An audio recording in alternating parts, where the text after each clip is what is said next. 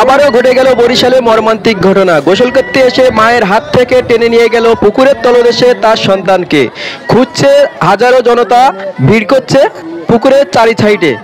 বিভিন্ন এলাকা থেকে বিভিন্ন মানুষ এসে ভিড় করছেন পুকুরের পাড়ে, খুঁজছেন তার সন্তানকে, পাচ্ছে না এখনো।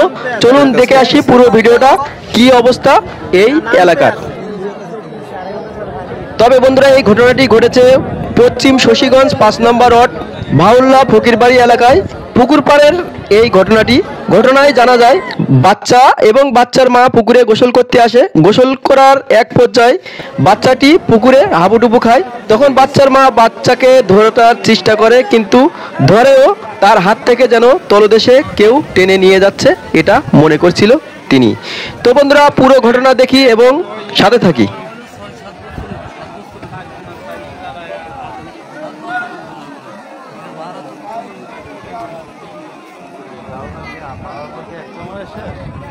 তবে বন্ধুরা, পুরো 3 ঘন্টা ধরে এই এলাকার মানুষ এই পুকুরে খোঁজাখুঁজি করছে, এখনো খুঁজে পাওয়া যায় নাই। তবে বরিশাল থেকে ফায়ার সার্ভিস টিম আসতেছে, দেখা যাক শেষ পর্যন্ত থাকা যায় নাকি। আপনারা সাথে থাকুন এবং দেখতে থাকুন।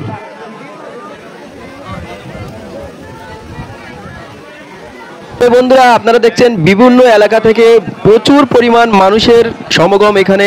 তো দোয়া করবেন সবাই যাতে বাচ্চাটা সুস্থ থাকেন এবং ভালো থাকেন। মায়ের কোলের বাচ্চা মায়ের কোলে সুস্থভাবে ফিরিয়ে দেন, সবাই দোয়া করবেন। তো দেখেন, উদ্ধার তৎপরতা চলছে, এখনো থেমে নাই, তারা চালিয়ে যাচ্ছেন তাদের কার্যক্রম। বন্ধুরা সাথে থাকুন, দেখতে থাকুন।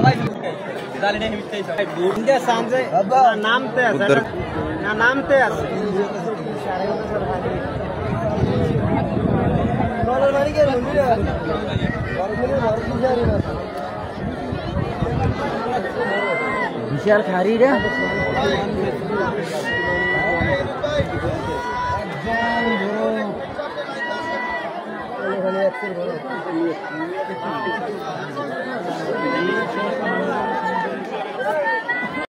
বন্ধুরা, পশ্চিম শশীগঞ্জের প্রেস ক্লাবের অন্যতম সদস্য মোহাম্মদ ইউনুস ভাই, তার কাছে জিজ্ঞাসা করলে যা বললেন উনি, চলুন শুনে আসা যাক। আচ্ছা, আমি বাজার থেকে যখন বাড়ি যাচ্ছি, ইতিমধ্যে আমার কাছে একটি ফোন আসে। ফোন আসা মাত্রই আমি এখানে এসে উপস্থিত হই। উপস্থিত হওয়ার পরে দিয়ে আমি এখানে চলে আসি। তখন যে হারিয়ে গেছে তার আত্মীয় স্বজন বা এখানে যারা উৎসুক জনতা ছিল তাদেরকে জিজ্ঞাসা করলাম। জিজ্ঞাসাবাদের ফলে তারা বলছিল যে তখন থেকে 2.5 ঘন্টা আগের কথা বলছিল। তো আমি তাদেরকে জিজ্ঞাসা করার ফলে তারা বলছিল যে 2.5 ঘন্টা আগে শিশুটি পানিতে পড়ে গিয়েছিল। এখন 3 ঘন্টা অতিবাহিত হয়ে গেছে, এখনো শিশুটির কোনো খোঁজ পাওয়া যাচ্ছে না। তবে বন্ধুরা, এখানে 3 ঘন্টা অতিক্রম হয়ে যাচ্ছে, এখনো পর্যন্ত বাচ্চাটাকে খুঁজে পাওয়া যায় নাই। আস্তে আস্তে বিভিন্ন এলাকা থেকে মানুষের যে ভিড় আপনারা দেখতে পাচ্ছেন, আসলে পুকুরে বাচ্চাটাকে খোঁজার তৎপরতা চলছে। বিভিন্ন জায়গার লোক নেমে সেখানে খোঁজার চেষ্টা করছেন বাচ্চাটিকে। সাথে থাকবেন, বাচ্চাটিকে পাওয়া যায় কিনা অবশ্যই দেখার জন্য।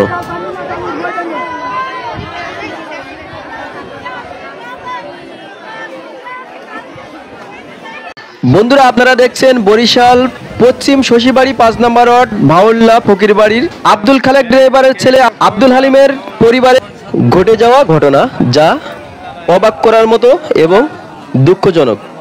মায়ের সাথে বাচ্চাটি গোসল করতে এসে মায়ের হাত থেকে ছুটে যাওয়া বাচ্চাটি খুঁজে পাওয়া যাচ্ছে না। আর তো চলছে ডুপুরি এবং এলাকাবাসীর অভিযান পুকুরের মধ্যে, যা আপনারা দেখতে পাচ্ছেন। আসলে ঘটনাটি দেখতে থাকুন শেষ পর্যন্ত, দেখা যাক কি হয়।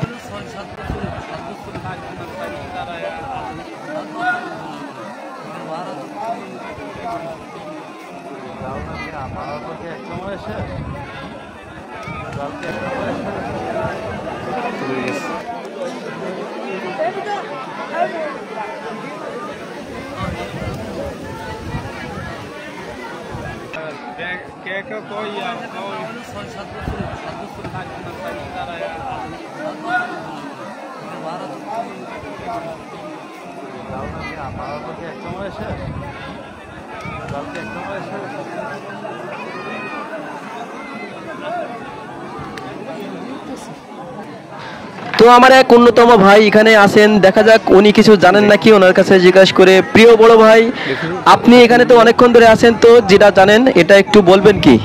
এখানে হয়েছে কি যে একটি বাচ্চা শিশু পানিতে পড়ে গিয়েছে। এই যে ঘাটটা আছে, এখানে যে দুটা লোক দাঁড়িয়ে আছে, একটি লোক বসে আছে।